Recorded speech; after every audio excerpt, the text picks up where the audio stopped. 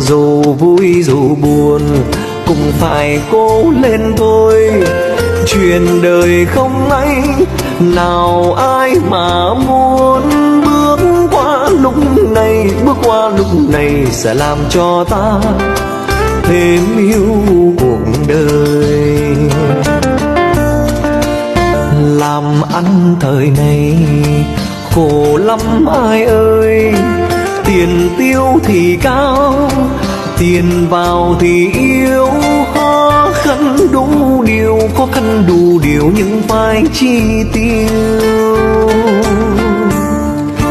Cuộc sống bộn bề tìm mọi cách sinh nhai, làm ngày làm đêm chỉ mong hàng tháng đủ cho gia đình, đủ cho gia đình được bữa cơm no ấm êm quây quần.